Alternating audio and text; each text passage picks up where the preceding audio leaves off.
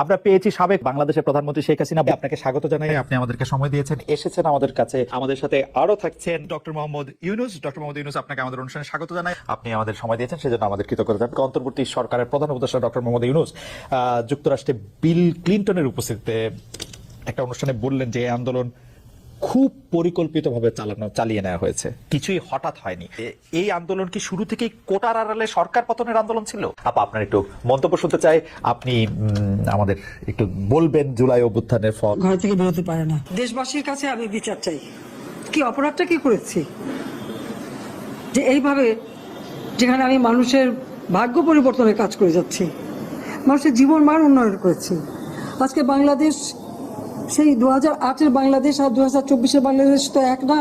বাংলাদেশের মানুষের জীবন মান তো উন্নত হয়েছে। আমাদের অর্থনীতি আজকে কত কত উপরে উঠে গিয়েছিল, এবং এটা মনে হলো যে এটা আর কিছু না। এটা আমাদের অর্থনীতিকে সম্পূর্ণ পঙ্গু করে দিয়ে বাংলাদেশকে আবার ভিক্ষুকের জাতি করে দেওয়া, এটাই বোধহয় এদের পিছনে ষড়যন্ত্র। সেটাই হচ্ছে সব থেকে দুঃখজনক, যে দিন রাত অক্লান্ত পরিশ্রম করে বাংলাদেশটাকে যখন একটা জায়গায় নিয়ে আসলাম, আজকে সেখানে দেখি এই একদিকে জ্বালা পোড়া সব কিছু। ঠিক যে প্রতিষ্ঠানগুলি মানুষের সেবা দেয়, আজকে মেট্রো রেলে চলে মানুষ কত অল্প সময়ের মধ্যে সময় বাঁচিয়ে কর্মস্থলে পৌঁছাতে পারতো, আবার ফিরতে পারতো।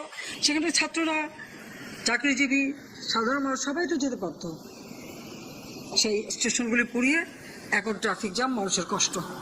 আমি তো কষ্ট লাঘব করেছি, কিন্তু যারা এইভাবে আগুন দিয়ে পুড়িয়ে মানুষের সেই কষ্টে আবার ফেলে দিল, তাদের বিচার এসে মানুষকে করতে হবে।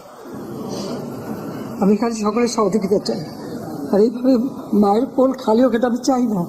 কারণ আমি তো বাবা মা সব হারিয়েছি, আমি তো জানি আমার ব্যথা কত কষ্ট, কিন্তু সেই কষ্ট বুকে নিয়ে তো ফিরে আসতে এদেশের মানুষের জন্য। এখানে আমার তো কোনো চাওয়া পাওয়া নেই। আমি তো আমার ছেলে মেয়ের জন্য কিছু করিনি, শুধু তাদের লেখাপড়া, নিজেরাই চাকরি করছে, নিজেরাই পড়েছে, আমি কতটুকু করতে পেরেছি, কিন্তু আমি দেশের মানুষের জন্য করেছি। আজকে অন্তত মানুষের ভাত কাপড়ের ব্যবস্থা, চিকিৎসার ব্যবস্থা, তাদের কাজের সংস্থা সবই তো করে দিচ্ছিলাম। যখন আমরা এক উন্নয়নশীল দেশে মর্যাদা পেলাম, তখনই এই তাণ্ডব করে ঠিক যে জায়গাগুলি মানুষের সেবা করবে সেই জায়গাগুলিতেই আঘাত। শিক্ষা প্রতিষ্ঠানে হল ভেঙে দেওয়া, সবচেয়ে দুর্ভাগ্য যে ভিসির বাড়িতে আগুন দেওয়া। এর আগেও একবার ঢাকা ইউনিভার্সিটি ভিসির বাড়িতে আগুন দিয়েছিল, আপনাদের মনে আছে। রংপুরে সেখানে আগুন দিয়েছে, ময়মনসিংহ কৃষি বিশ্ববিদ্যালয় থেকে শুরু করে বিভিন্ন জায়গায় এই তাণ্ডব চালিয়েছে। রাজশাহীতে এই তাণ্ডব চালিয়েছে। বিশ্ববিদ্যালয়গুলিতে সেশন জট ছিল, আমি সরকার আসার পর থেকে কোনো সেশন জট নাই। লেখাপড়ার মান উন্নত করা, যাতে এখান থেকে পড়ে আবার বিদেশে পড়তে হবে, সেই ব্যবস্থাও করে দিয়েছে। কিন্তু তারপরেও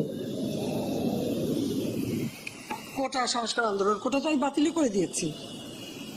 আমি আহ্বান করেছিলাম যে একটু ধৈর্য ধরো, হাইকোর্টে শুনানি হবে, হাইকোর্ট যে রায় দেয় না। তারপরেও এই আন্দোলন হলে আজকে এই যে এতগুলি মানুষের জীবনের ক্ষতি হলো, এতগুলি পরিবার ক্ষতি হলো, এর দায় দায়িত্ব কাদের? আমি দেশবাসীর কাছে সেই আহ্বান জানাবো যে এই ধরনের ধ্বংসযজ্ঞের জন্য এই দেশকে নিয়ে একটু চালাতে না পারি। আমি সকলের স্বার্থ চাই, আমি চাই না এইভাবে মায়ের করে খালি হোক। এই হাসপাতালটাই তো আজকে আপনারা দেখেন কত সুন্দরভাবে করে দিয়েছে। কিছু নেই হাসপাতালে, একটা লিফটও ছিল না আমি যখন সরকারে আসি। আর সেই এই হাসপাতালও আমার আব্বা স্বাধীনতার পর জাতির পিতা বঙ্গবন্ধু শেখ মুজিবই করে দিয়েছিলেন। আমি সেটা উন্নতি করেছি বলেই তো আজকে চিকিৎসা দিতে পারছি, নইলে এত রোগীর চিকিৎসা দেওয়া কোনোদিন সম্ভব হতো না। তারপর কি এটাই অপরাধ যে আমি মানুষের জীবন মান উন্নত করার জন্য কাজ করেছি, আর সেই জায়গাগুলিকে হামলা করতে হবে? কোভিড-19-এর সময় যেখানে আমরা সব থেকে ভালোভাবে মানুষের চিকিৎসা দিতে পেরেছি, সেই কোভিড হাসপাতাল, সেটাও সেখানে আগুন দিয়েছে। অনেকে এই কথা বলে থাকেন প্রফেসর ইউনূস যে আপনি তো ইচ্ছা করলে এই পৃথিবীর যে কোনো দেশে সেটেল করতে পারতেন, পৃথিবীর যে কোনো দেশের হয়েই আপনার যে আইডিয়াগুলি সেগুলি আপনি ডিসেমিনেট করতে পারতেন, তারপরেও আপনি বাংলাদেশে থাকছেন, বাংলাদেশে থাকাটাকেই আপনি আহ মানে আমি যদি বলি আপনার জন্য নির্ধারণ করছেন, সেটি কারণ আপনি চাইলেই সেটি সম্ভব, সেটি কি আপনার জন্য দিন দিন কঠিন হয়ে যাচ্ছে, বা আপনি এটি কেন করছেন, বা মানে অনেকে বলছেন যে আপনি আসলে, হ্যাঁ, আপনার কাছে জানতে চাইছি যে আপনি তো আসলে দেশে থাকেন বিদেশে থাকেন, মানে আপনার ভৌগোলিক অবস্থানটা তো আসলে আপনার আইডিয়াগুলির জন্য খুব বড় বাধা না, মানে আপনাকে বাংলাদেশেই কেন থাকতে হবে, এটা অনেকে প্রশ্ন করেন যে মানে আপনি বাংলাদেশে থাকাটাকে কেন প্রেফার করেন? তুমি কি বলছো আমি দেশ ছেড়ে চলে যাই? না, আমি বলছি, আমি জানতে, বাংলাদেশি মানুষ তো এরকম ভাবে যে দেশ থেকে যে চলে যেতে পারে সে খুব চলে যায়। এমন কুসন্তান হলাম দেশের জন্য, এখন পরামর্শ যে আমি দেশ ছেড়ে চলে যান, এই অবস্থা হলো আমার।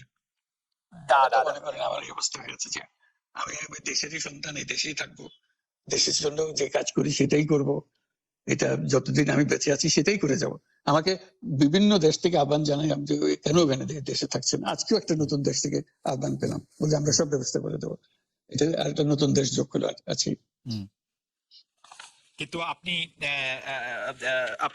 বাংলাদেশেই থাকতে চান, এবং আমাদের কাছে যেটি মানে আমরা সাংবাদিক হিসেবে আপনাকে প্রশ্ন করতেই হয়, আপনি দেখেছেন যে আপনার প্রতিষ্ঠিত গ্রামীণ ব্যাংকের একটি সংবাদ সম্মেলন হয়েছে, সেই গ্রামীণ ব্যাংকের সংবাদ সম্মেলন থেকে আপনার বিরুদ্ধে যে অভিযোগ করা হয়েছে সেই অভিযোগ মানি লন্ডারিং এর। সেই অভিযোগের ক্ষেত্রে বলা হয়েছে আমি সবচেয়ে ডাকু বাংলাদেশে সবচেয়ে বড় ডাকাত এদেশে, কাজে সেই হিসাবে সবাইকে জানান দেওয়া হচ্ছে, সেই হিসাবে আমি পরিচিত হয়েছি। আমি সবচেয়ে বড় ডাকাত, আমি সবচেয়ে সাংঘাতিক মানুষ, যে দেশের সর্বনাশ করে যাচ্ছি, সেইভাবে পরিচিত হয়েছি।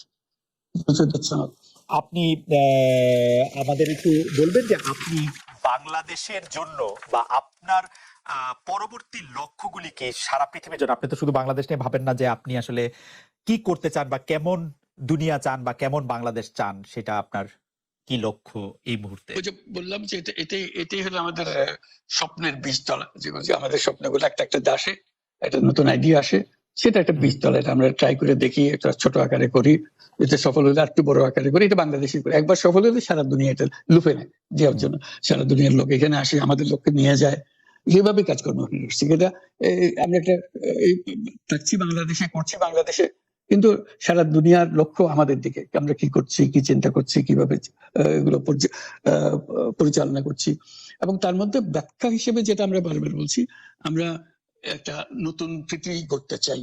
সেই পৃথিবী হবে 3 শূন্যের পৃথিবী, এটাও বহুবার বলা হয়েছে, তার উপরে বই লেখা আছে 3 শূন্যের পৃথিবী কি হবে, যে জিরো কার্বন এমিশন, যেহেতু পৃথিবী ধ্বংস হয়ে যাবে এই গ্লোবাল ওয়ার্মিং এর কারণে, একে রক্ষা করতে হলে আমাদের জিরো কার্বন এমিশন অ্যাচিভ করতে হবে।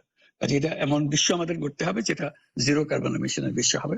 জিরো ওয়েলথ কনসেন্ট্রেশন, আমরা উন্নয়ন বলছি, যে উন্নয়নের সফলতা গুটিকতক মানুষের কাছে যায়। এটা শুধু বাংলাদেশে না, সারা পৃথিবীরই অবস্থা, যে সমস্ত টাকা গুটি হতেক মানুষের কাছে চলে যায়।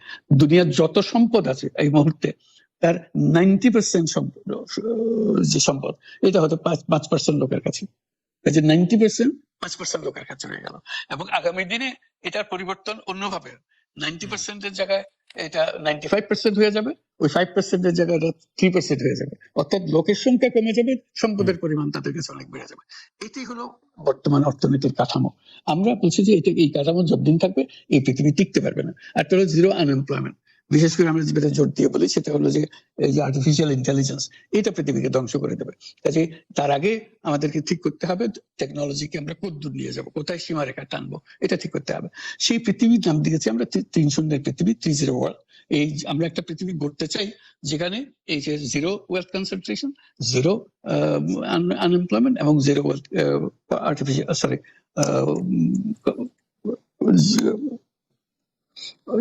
গ্লোবাল ওয়ার্মিং জিরো হবে। এই 3টা জিরোর মধ্যে আমরা থাকবো। তো সেটা আবার বিভিন্ন দেশে এটা পর্যালোচনা বৈঠক হচ্ছে, বিভিন্ন বিশ্ববিদ্যালয়ে সেটা নিয়ে আলোচনা হচ্ছে, আমাদেরকে আমন্ত্রণ জানাচ্ছে, আমরা সেগুলো বিশ্বকে বোঝানোর চেষ্টা করছি। এটার বড় নিয়ামক হবে সোশ্যাল বিজনেস। এই সোশ্যাল বিজনেসের মাধ্যমে এগুলো করা যাবে। সোশ্যাল বিজনেস সঙ্গে আসছে সোশ্যাল বিজনেস, এবং কত জায়গা থেকে কত ভিন্ন ভাবে এগুলো প্রসার করা হবে সেটা আমাদের উপর আমাদের দায়িত্ব হয়। আমরা এগুলো ব্যাখ্যা করি, আমাদেরকে বিভিন্ন বিশ্ববিদ্যালয়ের মারফতে হয়। 107টা বিশ্ববিদ্যালয়ের এখন সোশ্যাল বিজনেস সেন্টার আছে, এটার নাম হলো সাধারণত ইউনুস সোশ্যাল বিজনেস সেন্টার নামে পরিচিত হয়।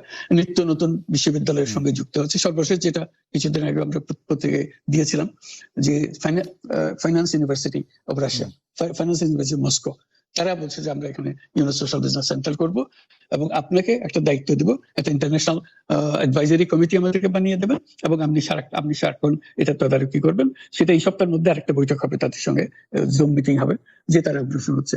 অর্থাৎ এটার গতি শুধু সীমাবদ্ধ কোনো বিশেষ ধরনের কাজে না। চায়না এটার একটা অগ্রগামী দেশ, যেটাতে সোশ্যাল বিজনেস নিয়ে তারা বহুল পরিমাণ মনোযোগ দিচ্ছে। কাজে এইটা দুনিয়ার উত্তর দক্ষিণে সবার কাছে আছে। কাজে সেটাকে আমরা তুলে ধরছি। এটার আমাদের বড় বক্তব্যটা হলো যে বর্তমান যে কাঠামোর উপরে বিশ্ব পরিচালনা হচ্ছে, সেই কাঠামো, সেই বিশ্ব এটা আত্মঘাতী একটা বিশ্ব। এটা নিজেকে বিলুপ্ত করা ছাড়া এটার কোনো গতি নেই। আমরা এগোচ্ছি। কাজে এই বিলুপ্ত হওয়ার আগে যদি আমরা নতুন কাঠামো করতে পারি, নতুন সভ্যতা গড়ে তোলা, এই নতুন সভ্যতা গড়ে তোলার জন্য এই সমস্ত আয়োজন হচ্ছে। সেই কারণেই এই পৃথিবীর এত ইন্টারেস্ট দেখছেন, যে আলোচনা দেখছেন, যে তারাও অনুভব করে যে এটার একটা রাস্তা বের করতে হবে। আমরা একটা রাস্তা বের করেছি, এটা তাদের কাছে সম্পূর্ণ মনে হচ্ছে নাকি আরো এডিশন দরকার হবে, কিন্তু তারা এটার মধ্যে জড়িত হতে চায়, তারা করছে। তার সঙ্গে আমরা 3-0 ক্লাব, আমরা বলছি যে এটা শুধু মুখে কথা বললে হবে না, এটা কার্যে পরিণত করতে হবে। পাঁচজন সদস্য নিয়ে ইয়ুথদের মধ্যে প্রচার করার, যুবকদের মধ্যে প্রচার করার জন্য 12 বছর বয়স থেকে 35 বছর বয়স পর্যন্ত এই বয়সের মধ্যে যে 5 জন মিলে একটা ক্লাব করবে, 3-0 ক্লাব। তাদের অঙ্গীকার হবে, আমি ব্যক্তিগতভাবে কার্বন এমিশন জিরো করব, আমি ব্যক্তিগতভাবে ওয়েলথ কনসেন্ট্রেশন কে বন্ধ করব, আমি ব্যক্তিগতভাবে আনএমপ্লয়মেন্ট কে বন্ধ করব। এটা ব্যক্তিগত, আমি এমন কিছু কাজ করব না যাতে এগুলো প্রসারিত হওয়ার সুযোগ পায়। কাজে 5 জনে প্রত্যেকে এটা যখন সফল করবে, তাদেরকে বলা হবে 30%। এই 5 জন যদি 30% হতে পারে এবং আরো ক্লাব যদি 30% সৃষ্টি করতে পারে, আমাদের বক্তব্য হলো তাহলে আমরা 30 বিশ্ব গড়তে পারবো। কারণ আমরা জিনিসটা সৃষ্টি করছি আমরা নিজেরাই ব্যক্তিগতভাবে। এই যে ওয়েস্ট, আমরা এই যে ওয়েস্ট, প্রচুর ওয়েস্ট, আমরা বর্জ্য, এই বর্জ্যতেই আমরা শেষ হয়ে যাব। কাজে আমি বর্জ্যের আমি যদি 30 ক্লাব করি, প্রথম কাজ হলো আমি যে জিনিস আমার দরকার নেই সেই জিনিস আমি কিনবো না। কারণ কিনলে এটা ফেলে দিতে হবে, এক সময় ফেলতে হবে, বর্জ্য প্রতিক্রিয়া। কাজে বর্জ্যকে পরিত্যাগ করার জন্য আমাকে প্রস্তুতি নিতে হবে। যদি আমার নেহাত দরকারই হয়, তাহলে আমাকে সেটা সীমিত করতে হবে, রিডিউস এ, তারপর হলো রিইউজ এ, আবার নতুন করে ব্যবহার করে থাকে, নতুন ভঙ্গিতে আসো। তারপরে হলো যে রিসাইকেল, আবার এটাকে কাজের মধ্যে লাগিয়ে দিল। এইগুলো প্র্যাকটিস করতে হবে। এই যে প্রত্যেক যুবক তরুণরা এগিয়ে আসছে, শিক্ষা ব্যবস্থার মধ্যে একটা বড় পরিবর্তন আনতে হবে। যেহেতু আমরা বলছি যে চাকরি করা মানুষের ভবিষ্যৎ না, চাকরি করার জন্য মানুষের জন্ম হয় নাই, এটা আমাদের একটা ফান্ডামেন্টাল জিনিস। এটা হলো যে আমরা সবাই এন্টারপ্রেনিয়ার, আমরা উদ্যোক্তা, আমাদের জন্ম হয়েছে উদ্যোক্তা হিসেবে, কিন্তু আমরা জোর করে শিখাচ্ছি তোমাকে ভালো করে লেখাপড়া করো, তোমার চাকরি করতে হবে। আমরা হয়ে গেছি ওই দাসপ্রথার শিকার, আমরা দাসত্ব গ্রহণ করছি। একবার যদি আমি এটা গ্রহণ করি, তাহলে আমি আর এর থেকে মুক্তি পাবো না, আমার চিন্তা শক্তি রহিত হয়ে যাবে। এটা থেকে বাইরে ওইটাকে আমরা নিয়ে আসছি যে এই এন্টারপ্রেনিয়ার হতে গেলে আরো কতগুলো পরিবর্তন হবে, বিশেষ করে ফাইন্যান্সিয়াল সিস্টেমে বিরাট রকম পরিবর্তন করতে হবে। কারণ এখন ফাইন্যান্স গরিবের কাছে আসে না, যেটা নিয়ে গ্রামীণ ব্যাংক শুরু হয়েছিল। গ্রামীণ ফাইন্যান্স আছে বড় লোকের কাছে, এই বড় লোকের কাছে আসে বলেই এই ওয়েলথ কনসেন্ট্রেশন সম্ভব হয়েছে, সম্পদের কেন্দ্রীকরণ সম্ভব হয়েছে। আমরা যদি ব্যাংকিং সিস্টেম পরিবর্তন না করি, তাহলে এটা চলতে থাকবে। কাজে আমাদেরকে বড় পরিবর্তন আনতে হবে ব্যাংকিং সিস্টেমের মধ্যে। সেগুলোর জন্য কি কি পদক্ষেপ নিতে হবে, সেগুলো আমাদের আলোচনার বিষয় হবে। আমরা মনে হয় যে দর্শকরা অনেকেই আপনার এই বিষয়গুলো আগে জানলেও আজকে আপনার প্রাঞ্জল উপস্থাপনে নিশ্চয়ই অনেকে এটাতে আগ্রহী হবেন। আমরা একেবারে শেষ দিকে আসছি। শেষ দুই একটি প্রসঙ্গ, যে রোহিঙ্গারা যে বাংলাদেশে এসছেন এবং মিয়ানমারে বর্তমানে যা হচ্ছে, তার আশু কোনো সমাধান আপনি দেখেন কিনা, এই ক্ষেত্রে আপনার কোনো কিছু ভূমিকা নেওয়ার আর আছে কিনা, বিশ্ব নেতৃবৃন্দের সঙ্গে এটা নিয়ে আপনার সর্বশেষ কোনো আলোচনা হয়েছে কিনা, সেখানে একটা ক্রাইসিস চলছে, ডক্টর ইউনূস। এটা একটা ব্যাপক বিষয়, বড় বিষয়। এটা শুধু রোহিঙ্গা না, পুরা বার্মা বা মায়ানমার, এই পুরো জিনিসটা একটা বড় জটিল জিনিস। এটা বাংলাদেশ এটার জন্য তার সীমান্তে অবস্থান কারণে আমরা বহুলভাবে এটার সাফার করবো এটার জন্য। কাজে এখন থেকে ঠিক করা যে এটা আমরা কিভাবে নিষ্পত্তি করতে পারি। সেখানে পৃথিবীর যারা বিভিন্ন পলিসি অ্যাডপ্ট করেন এইগুলো সমাধানের জন্য, সবাই মিলেমিশে সমাধানের উপায় বের করা, সেটা আমাদের এখন এই উদ্যোগটা নিতে হবে, যাতে করে আমরা এটা করতে পারি। শুধু দর্শক হিসেবে থেকে গেলে আমাদের হবে না।